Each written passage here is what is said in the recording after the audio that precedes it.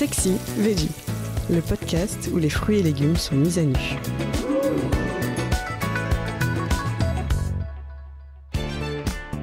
La soupe à l'oignon. Comment renouveler le désir pour cette recette gratinée? On raffole de la saveur rustique et légèrement sucrée de cette recette incontournable des brasseries, de ses oignons caramélisés, de son fromage gratiné et de son délicat goût de viande. Cette soupe bouillante, que l'on avale à grande boulée, réconforte, nourrit, réchauffe le corps et le cœur. Pour certains, c'est même un remède miracle anti-gueule de bois. C'est pourquoi elle est traditionnellement proposée le soir du 1er janvier. Un allié des lendemains de fête donc, mais aussi l'ami des jours de dèche, lorsqu'il ne reste plus rien dans le frigo ni dans le porte-monnaie. Pour réussir ce bouillon, c'est tout un art. Il faut d'abord bichonner les oignons, c'est l'ingrédient principal de cette recette ultra économique. Choisissez les jaunes, émincez-les finement, ils auront plus de goût que découpés grossièrement. C'est une question de chimie. On les fait ensuite caraméliser dans une casserole, à feu doux, avec une belle noix de beurre. Comme ils ne sont pas mixés, ils doivent compoter tout doucement, pour être bien fondants en bouche.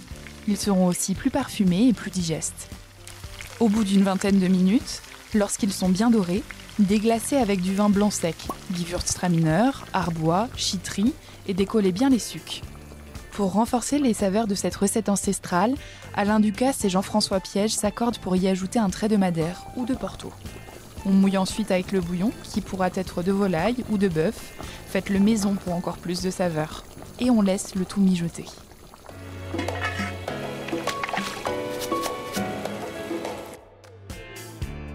Pour le pain, choisissez-le consistant, pour ne pas qu'il se désintègre au fond du bol. On oublie donc la baguette et les miches à la mie blanche qui manquent de tenue. Disposez les tranches sur la soupe, couvrez de fromage. Abondance, gruyère, parmesan, comté râpé, à vous de choisir. Puis placez sous le grill jusqu'à ce qu'il prenne une belle coloration. Pour une version plus chic, vous pourrez aussi remplacer le pain par un disque de pâte feuilletée. Dans ce cas, glissez le fromage dans la soupe, il lui apportera du liant. Sachez qu'elle est encore meilleure réchauffée, alors n'hésitez pas à en préparer un peu plus pour prolonger le plaisir. C'est la fin de cet épisode. Si vous l'avez aimé, n'hésitez pas à commenter, à liker et à vous abonner. Retrouvez plus de contenu sur cuisineactuelle.fr et dans notre magazine en kiosque.